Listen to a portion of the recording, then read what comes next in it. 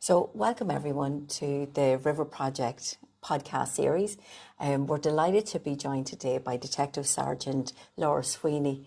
Laura, you're very welcome and thank you so much for joining us for this podcast. Thank you. It's great to have you on a couple of different levels in the sense of your work within the domestic abuse unit, but also your long time really important contributor to the Domestic Sexual and Gender-Based Violence Certificate here in DkIT. No, I have to say that I think that's a really important piece because I think there's definitely, I suppose, maybe a misconception of just, I suppose, the reach and the impact that guards have when you talk about domestic abuse victims and offenders and the family unit and children. And I think it's to have that, be able to contribute to something as professional as the certificate here in Dundalk. I think definitely I've seen, great engagement, from services and colleagues and practitioners not really realising, I suppose, just the role of guards when we talk about this human rights issue. Yeah, it is so important. It's wonderful to have you involved into. Anyway, so we might just start off, Laura, by talking a little bit about Garda Síochána, and just for those who are very conscious of our listeners, for those that may not be as familiar with Garda Síochána and the structure and the role, the remit, if you wouldn't mind. Yeah, so Garda Síochána is the Irish police force. We have been in existence since 1922. I have been in the organisation for over 26 years now. And when people kind of see the guards or the, police, whatever term you kind of use, it may be probably when you're going into your local Garda station, maybe you're getting your passport or document signed, or you see someone going past in a patrol car, two members, or responding to maybe a theft or your traffic accident or whatever. But really, I suppose there is a command structure. So literally when you go down to Templemore, which is the police training college, the Garda training college, you literally, when you come out, you're a guard. Then you go for promotion, it's sergeant, then it's inspector, superintendent, chief superintendent, assistant commissioner, deputy commissioner, commissioner. And then alongside that, say, uniform, community engagement, strand, we have a parallel strand, which is your crime strand, your detective strand. So mirroring the guard, the sergeant inspector, we have a detective guard, detective sergeant, detective inspector, detective superintendent, detective chief superintendent. And that's where that detective, and then those two strands then merge under an assistant commissioner, a deputy commissioner, and then the commissioner. So when you look at, I suppose, what the guards do, we are responsible for protection of life and property, security of the state, from, I suppose, maybe domestic threats or foreign threats. And then when you talk about, I suppose, domestic abuse, will we go into kind of respond that way? But that's the command structure, really. Okay, so very good. It's really good to know where that's located then. When I introduced you first, we talked about, I mentioned about the domestic abuse unit. So obviously the specialism there that unit has, that you're part of. So, can you say a little bit about? So in the guards we have various disciplines and, as you say, specialised units. So I'm trying to kind of think of them all, not leave anyone out. But I suppose within certain sections of the guards we have specialism at a local level. So say if you're in Donegal or Cork, you might have, your scenes of crime. So they'll come and, photograph and fingerprint your house maybe if it was broken into. Then also we have, forensic collision, if there was a major traffic accident or a fatal traffic accident. And then at a national level, you look at kind of other disciplines. There's, the Immigration Bureau. There's the Economic Crime Bureau, which used to be called the Old Fraud Unit.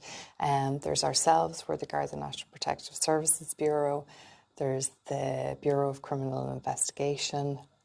There's the Criminal Assets Bureau. So there's all these different specialised units. And then within so the bureau that I fall under we're the Garda National Protective Services Bureau. And I suppose in essence, really, we are the bureau that specialises in the worst that a human being can inflict on another human being. So under the Bureau is a variety of units, and there is the Online Child Exploitation Unit, Sexual Crime Investigation Unit, Sex Offender Management Unit, Human Trafficking Unit, Organised Prostitution Unit, Missing Persons Unit, and then ourselves, the National Domestic Abuse Unit. Okay, yeah, that's really helpful to understand that all of those sometimes connected experiences, you know, all fall under the remit there. And then you'd mentioned about the national and then the local structure, so specialism at a local level and then the specialism at a national level.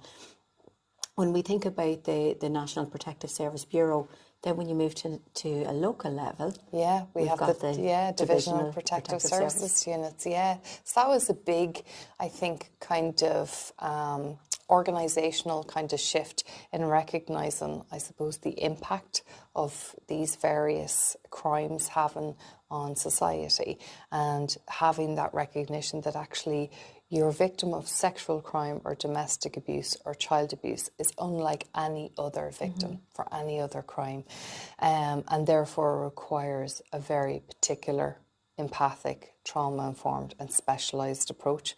So in 2017 is when they first created, in a lot of ways, a mirror image of the Garda National Protective Services Bureau.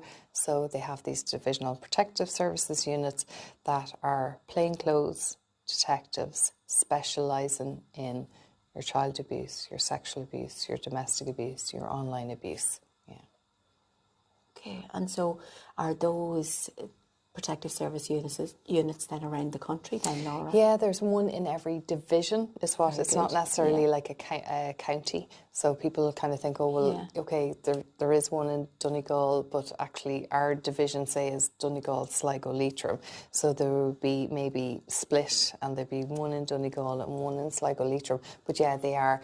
And I suppose I suppose people are kind of, if they're listening, kind of thinking, oh, well, that's my natural. Instead of kind of, you know, ringing the guards or 999 or walking into the local station, oh, well, I'll just refer to them directly. But there is a triage process via your uniform guard, you know, acquiring information. Because in some cases, with some investigations, it requires an immediate response. It's not just a case of, well, I'll wait till someone kind of gets in touch with me. So there is a huge responsibility and impact that your uniform members, you know, your detectives, even working at 3 o'clock in the morning, 4 o'clock in the morning, 8 o'clock in the morning, you know, 9 o'clock at night, that if something happens, it requires that immediate response.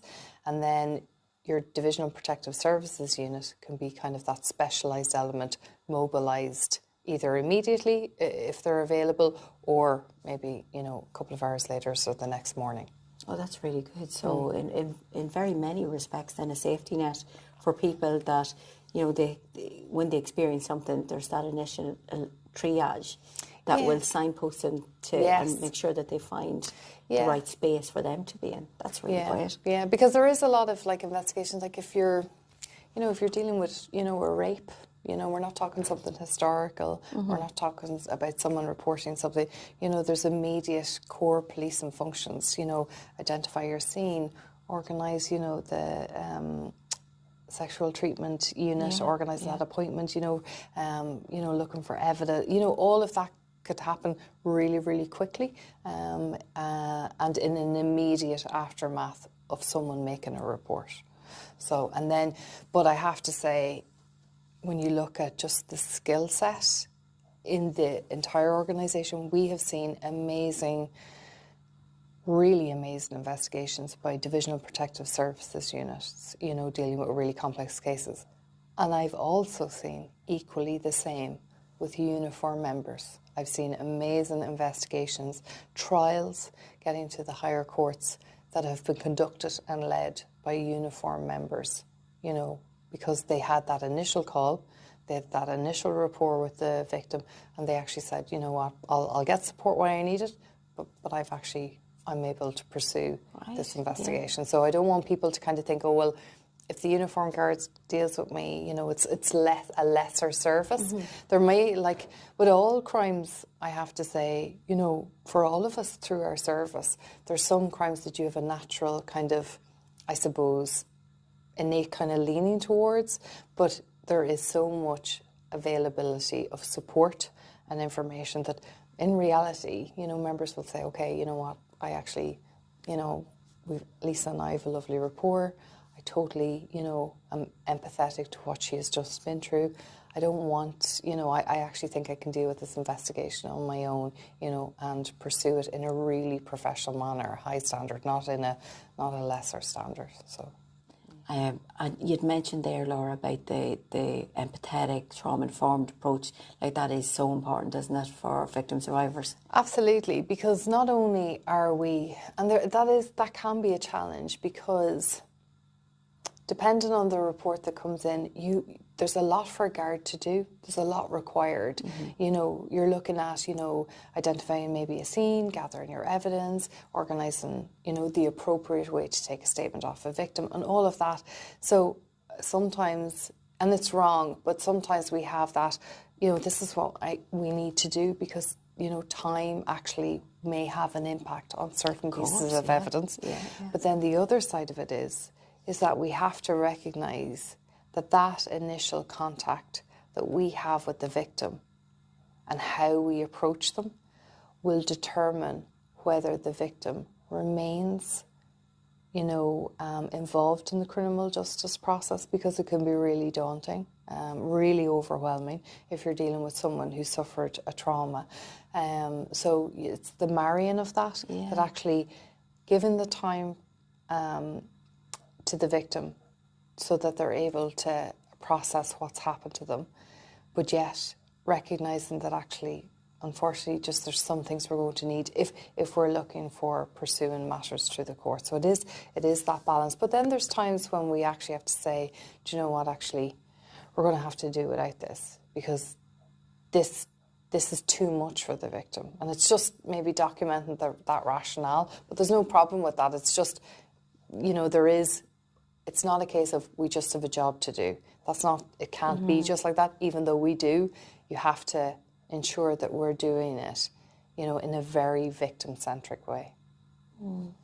That's really interesting because, I mean, as you've described it there, the interconnectedness, the balance, achieving that balance, the tension, I'd imagine, sometimes between achieving both and how that maybe shifts and changes over time where, you know, like the importance of having that substance for people.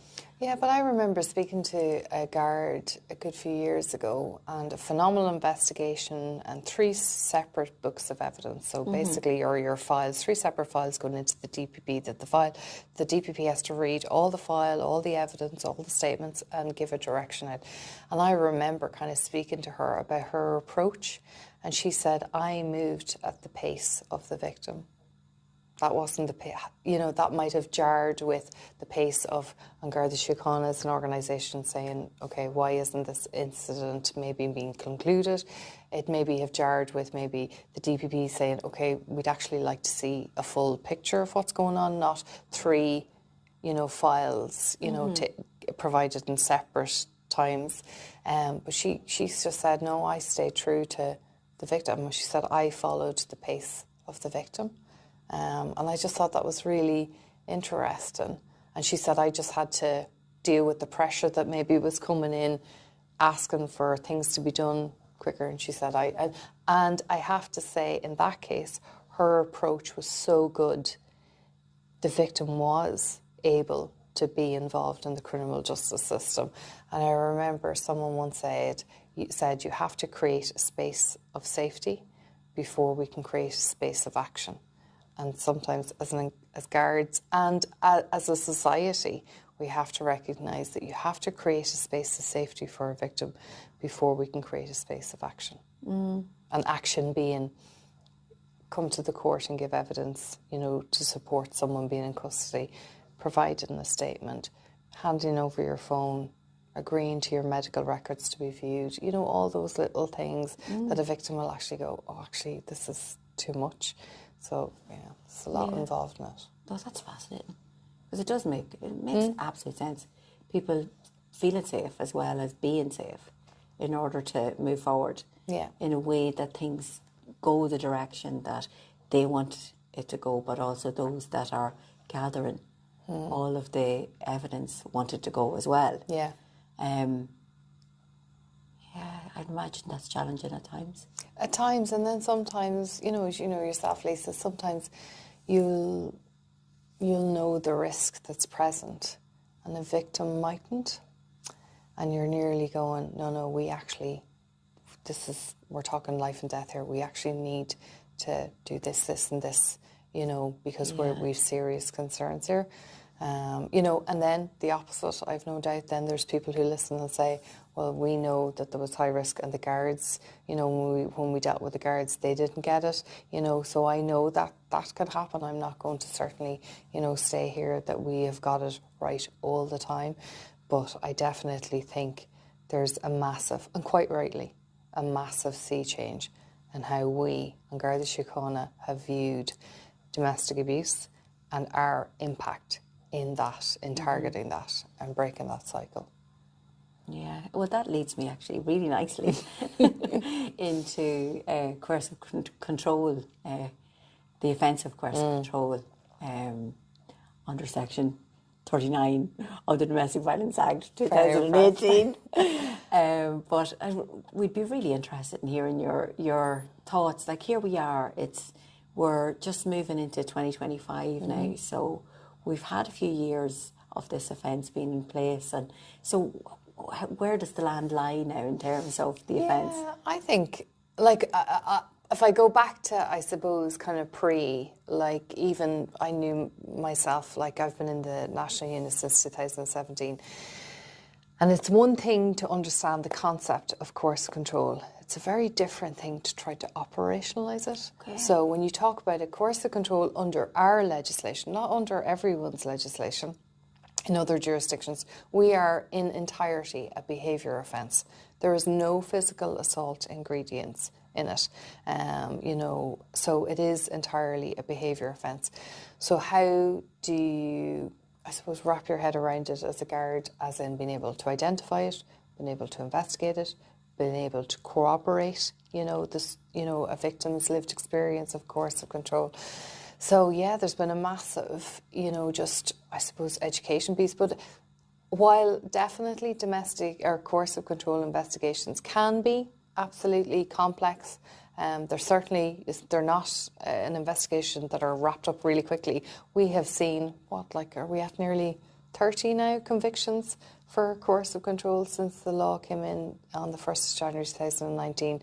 And they've ranged from coercive control literally spanning 1st of January 2019 and have been lengthy investigations with, volumes of files to the DPP, or, they've been a little bit, shorter, not as maybe lengthy. But I definitely see coercive control as not something that's a fear for us in the organisation, because we've seen so many now going through. And just, I suppose, when people kind of think, oh, well, 30, that's not a lot. Well, think about it. And even though you could be in a relationship with someone for decades, the offence of coercive control only applies since the 1st of January 2019. It is a behaviour offence and it requires evidence. And sometimes the evidence isn't necessarily tangible. It's evidence of what should be there, in 2024 in Ireland, and it looks at maybe looking at your kind of pattern of life. We see that a lot with victims, where in the absence of evidence, we're looking at what does the victim's day look like, week look like, what, how do they know the consequences for doing or not doing something. So, yeah, and we've seen great convictions, great judgments, around coercive control and calling it out, even in the absence of other maybe, physical assault incidents. And I do think that's important, that actually the legislator called out, okay, if you looked at it, clinically, you could say, well, did we need an offence of coercive control? Because we had an offence of harassment. And I think actually, yes. I think the vernacular matters. I think, the wording of the section says where someone knowingly and persistently engages in behaviour that's controlling and coercive, that would have a serious impact on a person or serious effect on a person, and the serious effect is either the threat of violence or an impact on a person's day-to-day activities. That's different to harassment. Yeah. You know, it calls out that kind of recognising that your domestic abuse isn't because of your isolated physical assault incidents, it's because actually the environment the abuser has created is omnipresent, that it literally permeates every single facet of a victim's life.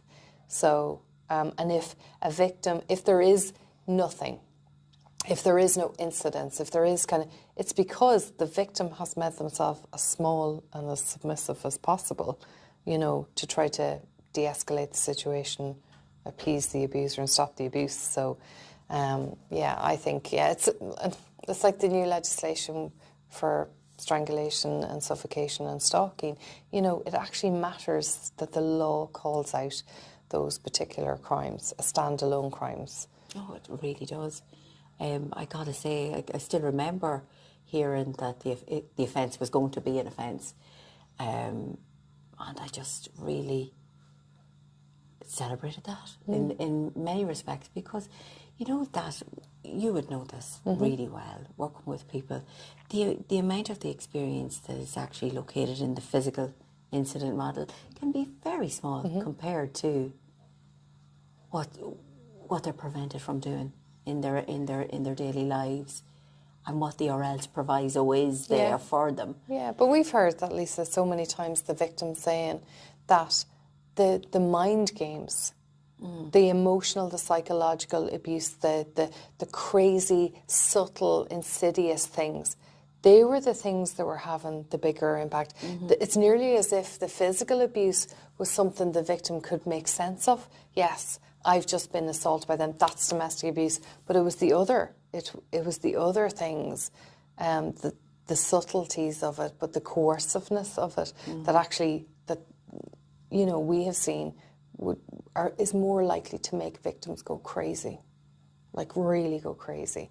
You know, not minimising at all the physical abuse element to it. So, but it's right that actually, no, we're saying, even if there was no physical abuse within the relationship, there is a damage being done in a deliberate manner by an abuser without ever laying a hand on a victim. See, I think that's the really important part, where that can be achieved without, you know, without the physical abuse.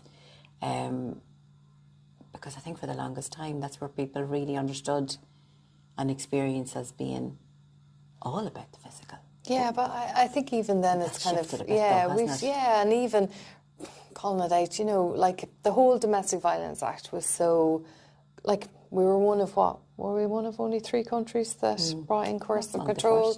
And then when you look at the whole Domestic Violence Act, it got rid of that whole cohabitation requirement to get a domestic abuse order. Like even that on its own, the Act is silent on the age to go and get an order. So once, you know, like, and that recognises what we are seeing now, the juvenile dating relationships that have never cohabited with each other, displaying high levels of coercive control and abuse, and that they're eligible, you know, to go and get an order. And we've, you know, seen a number of cases throughout the country where, you know, your 16, 17-year-old, you know, has got an order out against their 16 or 17-year-old, you know, boyfriend or girlfriend. So, yeah.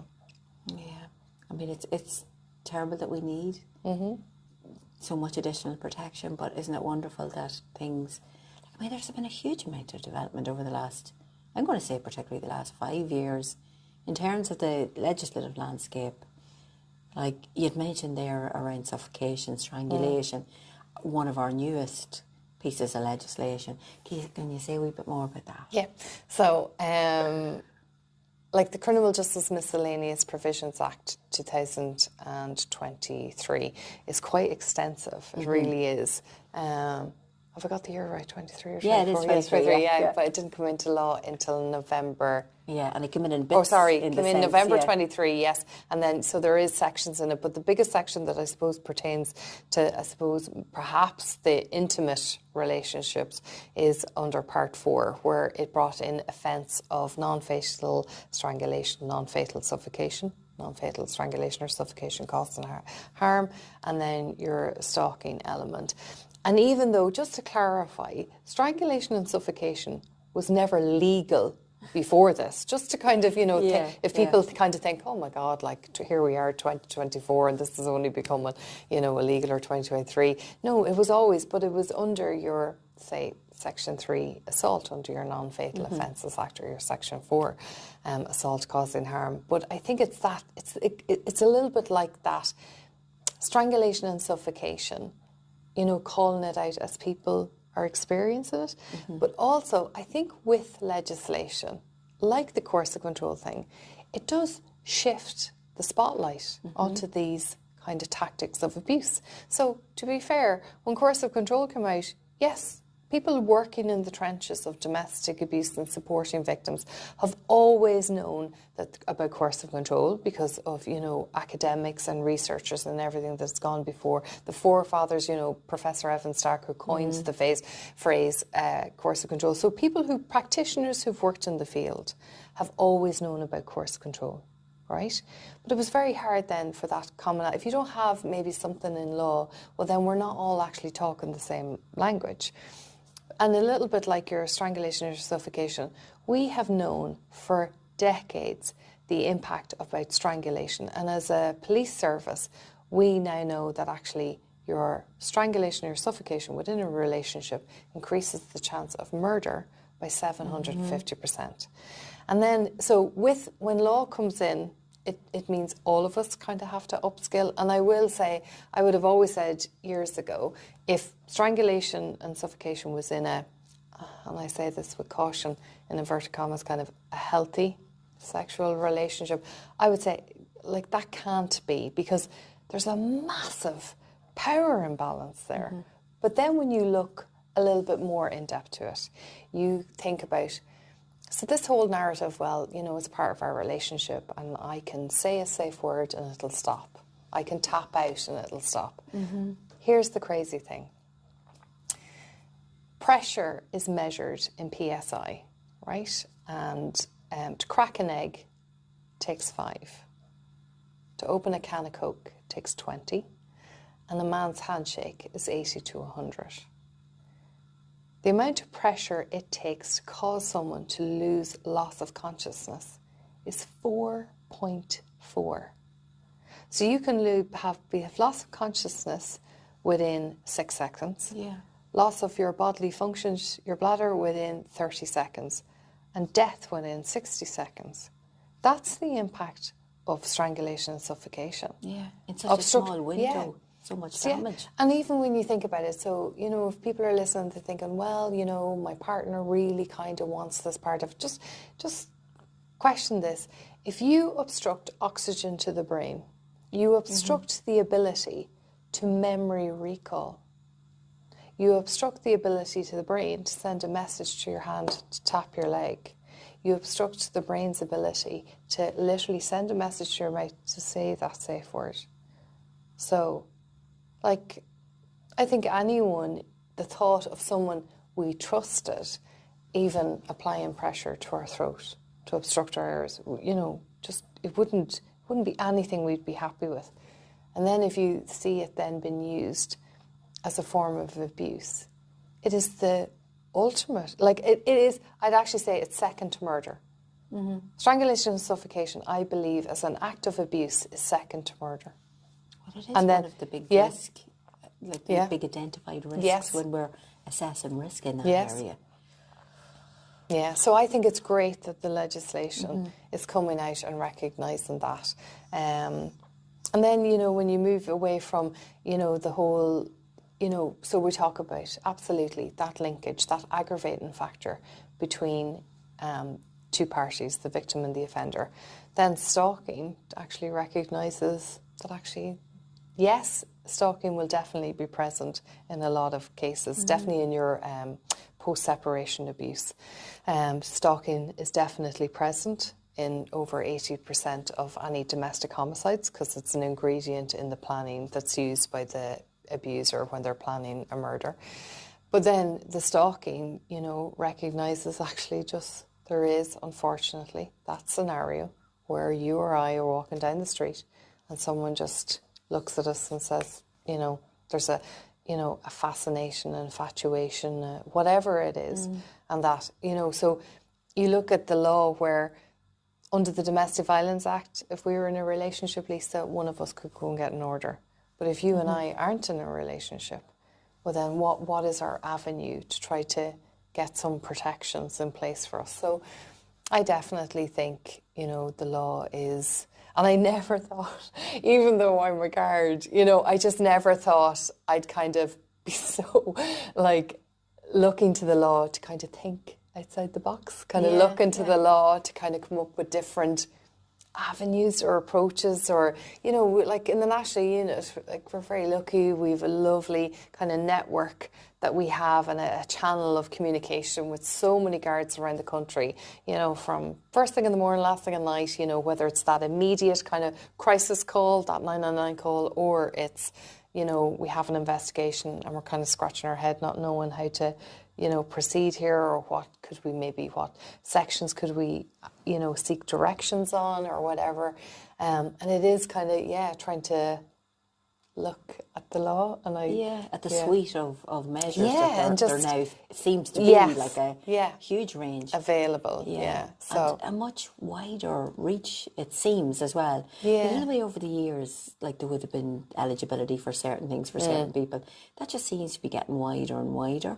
Just that's so welcome, isn't it? Yeah, because the sad reality is, you know, like there are victims, you know, in our society, and, you know, never mind the underreporting aspect of domestic abuse internationally, it's the most underreported crime, but actually that they're not, that, you know, there is some victims and just previously they just may not have had that avenue. They were caught between two stools, you know, and that's an awful situation to be in. It's to actually say, well, we can try something here, but, you know, but then I do want to be very kind of cognizant that we can talk about, you know, law and orders. And I remember one victim said, God, like, the guards are obsessed with orders, you know, and I did have to kind of explain, and I said, out on the street, under the Public Order Act, I have various powers of arrest. Drunk and disorderly, you know, abusive, threatening behaviour. But when you go into a domicile home, into someone's home, you might not necessarily have a power of arrest. So a domestic abuse order actually gives the guard a power in your home that we may not ordinarily have. And sometimes, you know, I think maybe sometimes we frame it maybe wrong as guards. We kind of go, you know, and do you have an order? Because we're trying to probably think, you know, what powers do we have? Where I can appreciate a victim thinking that there's no help if they don't have an order, and that's not the case at all, you know. Well, I think that's massive, Laura, because there in the last few seconds just clearing up that query that maybe some people have around the, you know, like sometimes you would hear people saying, well, you know, I don't have an order, therefore I don't have any protection whatsoever. And you're like, no, that's not how it works. No. But you're after really beautifully explaining there that the benefits of having an order and how that can support a guard responding to just be able to move more freely in that space. Like you said, like a power of arrest. Yes, exactly, yeah. But also sometimes I think we need to kind of recognise as guards ourselves that actually while we may have a suite of options that we're kind of going through our head, kind of thinking, okay, what can I tell a victim? We have to recognise just the space that the victim is in. And I do appreciate, like, we've an adversarial criminal justice system. In a lot of cases, when you talk about domestic abuse, our victim is our only capsule of evidence, for want of a better way of putting it. And so therefore, we look for the victim to kind of assist us. I can understand how maybe sometimes that might feel that we're we're applying a lot of pressure on a victim. So sometimes it can be challenging. I always say to guards, nearly think that, just accept that your victim may not be in a position to assist or support the investigation. So look elsewhere. You know, in the absence of your victim, look elsewhere. And if your victim is involved, well, gosh, that's the cherry on top. But then sometimes I think we forget, you know, why a victim doesn't go and get an order. So if you're being tracked 24/7, you do not have the luxury of finding where your local family law court is and going and spending maybe, you know, a couple of hours to go and get an order. So even that, right? Then you think, compounded on it, that maybe you might have a disability and that you might actually have to require unique transport maybe to get into a family law court. Then you consider that actually maybe if English isn't your first language, then you consider that you have literacy. You know, you're not able to read or write. Like, you can see how already as a domestic abuse victim, just how restrictive your life is. And then you add those other things. Then you have to consider, right, when you go and get an order, you're going to give information to support going and getting that order, right? That's called information. So when the judge grants you an order, whether that's the interim order, whether it's an interim barring order, or whether it's a protection order, the abuser, the respondent, has to be served with a copy of the domestic abuse order, that interim order, which clearly outlines the prohibited behaviours, and a summons notifying that abuser of the hearing date for that order, but also a copy of the information you have just provided. So when you think about that, you can understand how a victim would retreat and say, risk assess. I go, no, the consequences to me doing that. So we have to recognise that victims should be able to engage with the guards but they're like, it's that balance between a victim should be able to engage with the guards, recognising that actually going and getting an order or doing X, Y, Z might not be the right time. But equally, people have to recognise that actually Garda Síochána has to operate within the law as well. And even though someone might be telling us something, it mightn't necessarily be enough in the absence maybe of an order or whatever, or other evidence, to necessarily stimulate an arrest. Do you know that? It is that kind of balance. So, you know, in Ireland, you know, we don't have the power for us as guards to go and get necessarily a domestic abuse order, to have an abuser removed from the home for a period of time, you know. So there is, you have to sometimes consider, but then there's other things that I consider, you know, like you have to map things out. I always think this, that, so say, for example, Clare's Law. So Lisa and I will know this, but it's the power to ask and the power to tell. So that if I'm in a relationship with someone, that I could go down to the local police or my family or friends and say, Laura's dating this new person and they're kind of giving us the ick, or we've kind of seen something there at a birthday party and we're not really happy. And, you know, depending, there is a certain criteria. Police could say, yes, actually, this particular person is on our system and there's previous for domestic abuse. And then I would be told, Laura, just to let you know, that person that you've been in a relationship with or you're dating. I always think, though, because I remember kind of speaking to Professor Jane Monckton-Smith in the UK around this, and I saw a piece of research, and it said, say, out of the number of victims that were told that they were in a relationship with an abuser, very little actually left the relationship. And when I was talking to her about it, she was saying, they probably already know they're in a relationship with an abuser. They already know that there's a consequence. So it's not enough just to tell a victim that actually they're in a relationship with an abuser. We as a society have to create a pathway for them to be able to safely leave the abuser. And I just thought it was really important that it's all very well to kind of come up with things, you know, and different, you know, strategies and ideas, you know, and not dismissing them, but just that you have to ensure that there's the infrastructure around them to support the victim. Because I would imagine, say, if I was in a relationship for 5-6 years, well, 100% I know I'm in a relationship with an abuser. I might not be able to verbalise it. I might not articulate it. I might feel that actually, you know, I'm the problem and, you know, etc. So then I'm told, right, but I can guarantee in those 5 to 6 years, my abuser has created the environment where I can't just go, he's, you know, they're what? Oh, I'm out of here. I'm going to pack my bags and I'm going to, you know, so we just have to be very careful about what we do. But I do think I think us as an organisation, Guards, have 100% seen a massive sea change in how we see ourselves and our role in supporting victims, targeting abusers and eradicating domestic abuse. And I think that is different depending on the victimology, the offender typology, and the unique aspects of the case. But I just think sometimes, I always say to members, sometimes we have to go through that protect, prevent, and prosecute. And sometimes you might have to spin that wheel a few times. And then there's sometimes I speak with members and I've said, you have actually done everything. Unfortunately, we're just going to have to wait. Yeah. Wait for the next call. Wait for the next contact.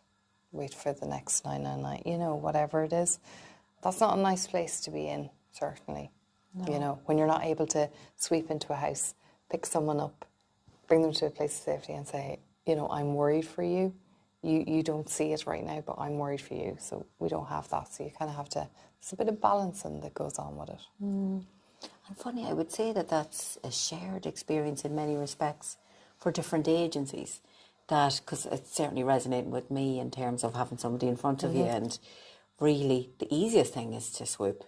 Yes. Whereas to actually sit with somebody and even in the acknowledgement of them knowing this person much better than any of us ever will. Yes. And the consequences, you know, and being able to sit with that, like it is challenging.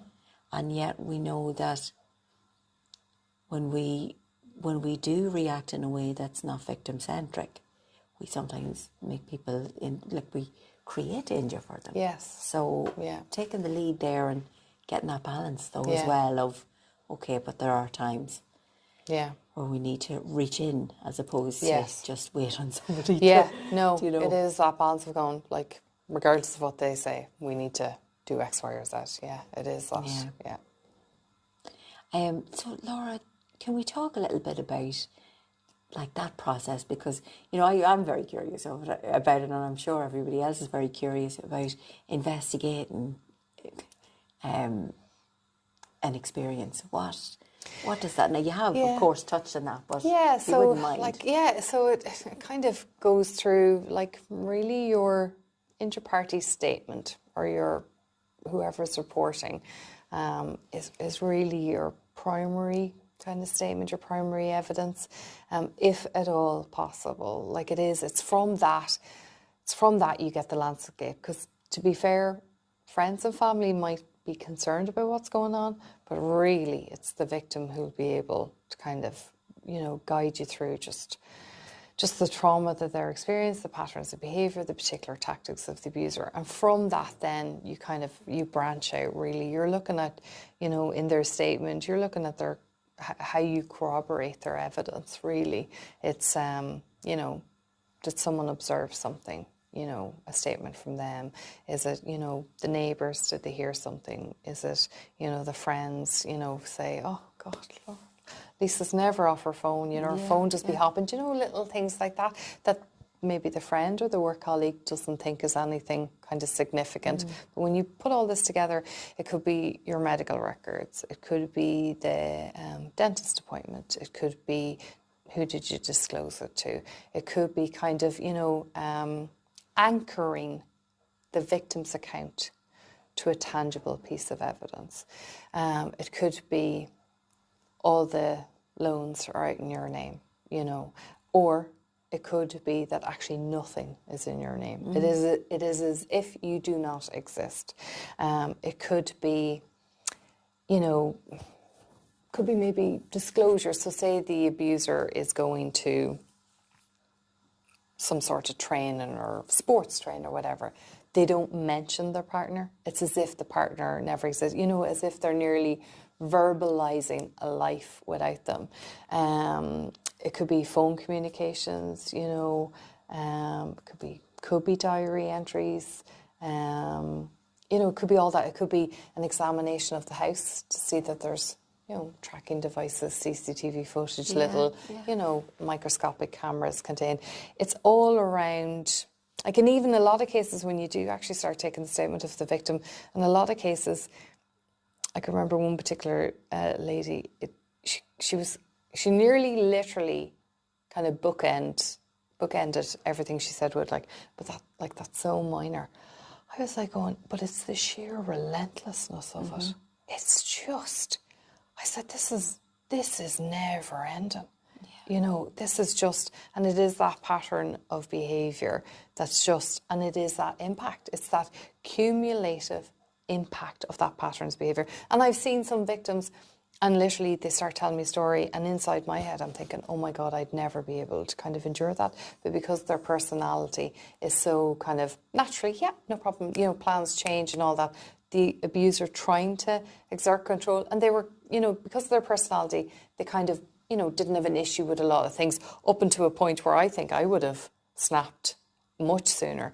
And then you have victims, and it's just the relentlessness. It's the cruelty, but yet no one's laid a hand on anybody. So it's trying to look at, and even like I remember one colleague, he was saying, you have to look at their pattern of life. Like, you have to look at their pattern of the day.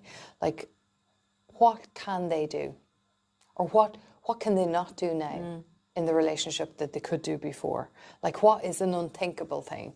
An unthinkable thing is, oh God, I could never just head off there and go for a walk. I could never leave my phone behind. I could never wear whatever I want. I could never talk to whoever I want. I could never, you know, on the way back, swing by a different shop that I didn't say. I could never spend the money that's in my account. I could never, you know, it's that, you know. And there is a difference between coercive control and domestic abuse, and you're in an unhappy relationship.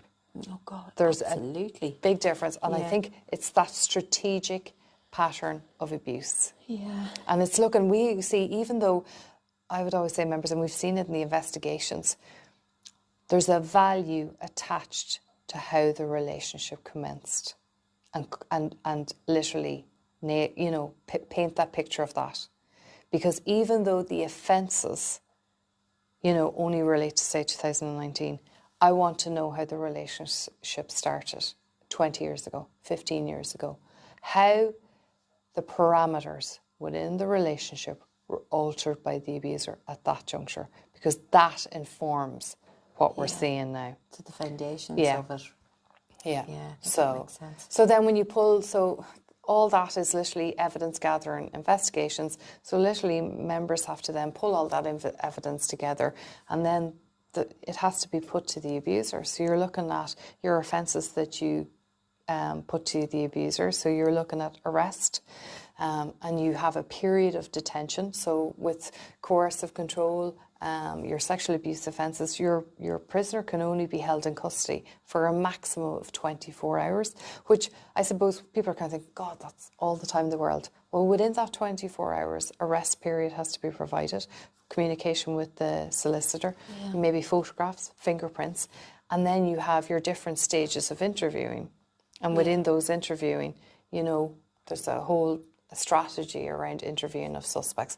But what we see kind of commonality in it, you know, in a lot of the abusers, in their manner, you know, in how they speak about their partners, in the justification for their behaviour, in presenting themselves as the victim, you know, all of that. So then, very interesting. Yeah, so then members then have to pull all that file together, literally. Everything has to be typed, everything has to be documented.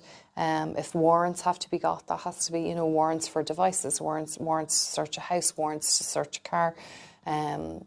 All of that has to be literally prepared, and then a file is sent to the DPP, and the DPP and the staff within there direct on the investigation, the corroborating evidence, and, you know, the charges based on the file that they have their viewing and their reading, they will direct various charges, or no, there isn't actually enough evidence here to direct.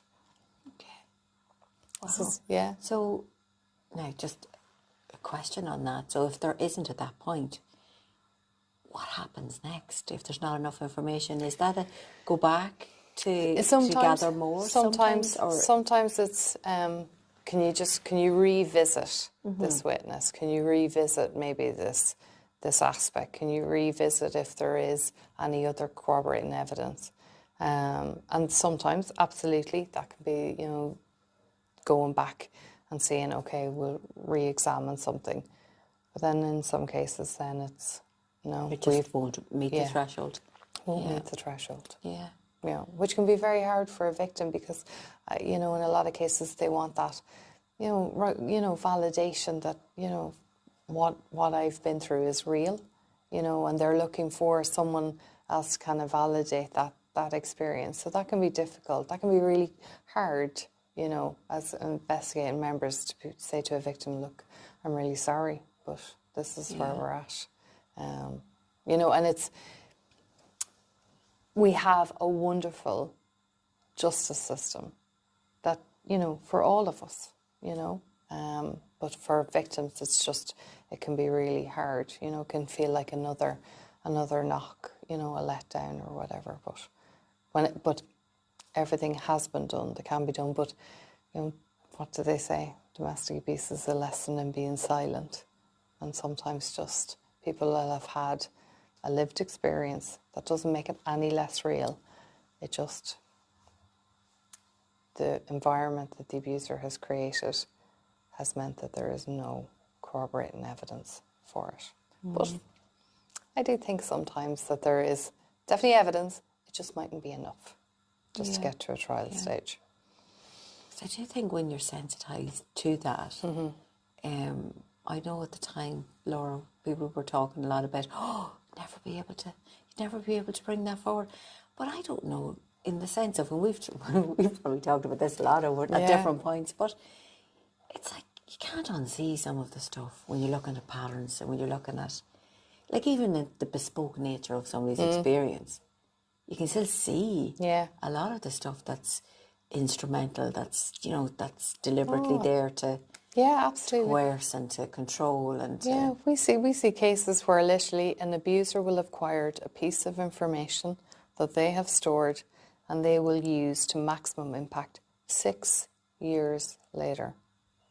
Like, that's how bespoke it is. They literally, you know, in those early stages, they will acquire, download, you know, data mine the victim to make the abuse bespoke, to gain the maximum control, to make sure it is as effective as possible. Yeah. I mean, it is wonderful. On the flip side of when we think about that awful, dark experience, but when I'm going to go back to earlier on when we were talking about the increase in the prosecutions and, you know, the importance of taking all of the lovely positive stuff that's happening and the broader range suite of legislation, the ways in which... But even the increase in reporting, I appreciate some people are, you know, absolutely like up in arms about the increase in reporting. And absolutely be angry because domestic abuse is still present in 2024.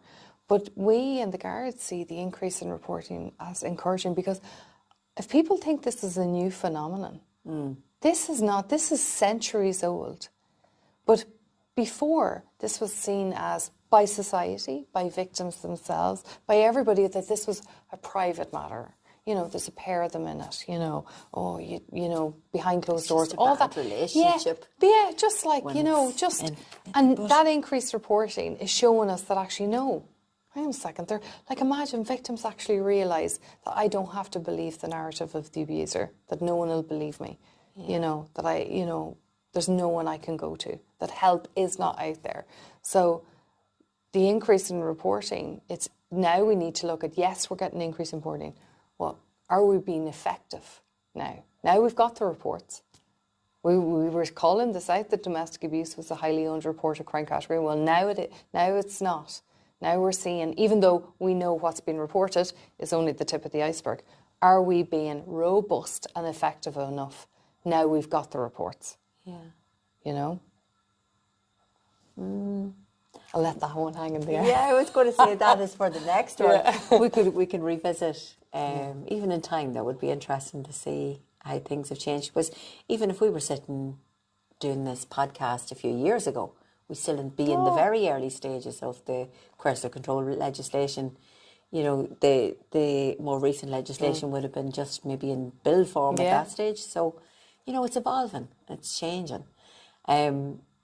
Before we finish up for today, though, Laura, just, you know, you've beautifully centred victim survivors throughout everything that you've said there. But just with those in mind now, just in terms of them contacting on Garda Síochána, can you talk to us a little bit about that? So 999, absolutely, an emergency service, regardless of day or night. Every single domestic 999 call that comes in now under the new Garda Safe model means literally that call is in and it's logged. It's literally contact register, kicks in straight away.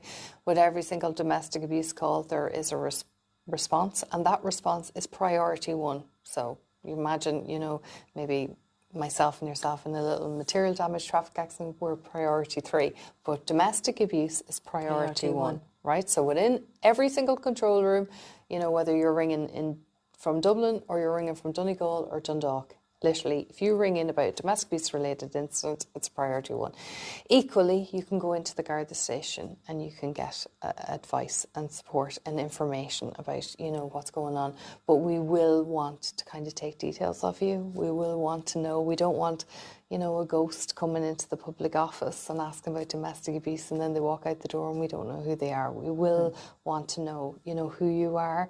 We will want to have you on our system, because we know if you're living with domestic abuse, you know, it's not just going to magically go away. You know, if Laura Sweeney is a victim of domestic abuse, well, then Laura Sweeney is going to be a victim of domestic abuse tomorrow, next week, next month, next year, until, you know, there are structures and pathways to freedom put in place for Laura Sweeney. So so that's what that contacting. So that is, you know, you can make reports, you can look for advice, you can emergency call for service. And then out of those cases or, you know, that interaction, things can kind of, you know, expand. And then I think, you know, let us kind of call out the abuser here at this juncture. You know, we talk a lot about the victim. I appreciate as guards, as a police force, we look for victims to do a lot. But the source of the problem is the abuser. So people give this narrative about, oh, they're not well and they're under pressure and it's mental health or whatever. Think about it, or it's anger issues. That really gets me sometimes. Me too. But you think about anger, you know, all of that, right? So if I'm suffering from mental health or anger issues, whatever, well, then I'm going to be, you know, lashing out at everybody. Blanket. Yeah, exactly. I won't be able to curtail it. I'll headbutt someone, I'll punch someone, random. When you're talking about domestic abuse, the abuser is targeting that victim, the person they know, whether it's an interfamilial member or whether it's a current or ex-partner, deliberately. They are walking past every 5, 10 other people to get to target that. That's what domestic abuse is. That means literally that entire abuser's raison d'etre is power and control. And when we look at them, you know, people think, oh, like, you know, what's the tactics of an abuser? Like, how do they present? They are literally walking among us. Mm-hmm.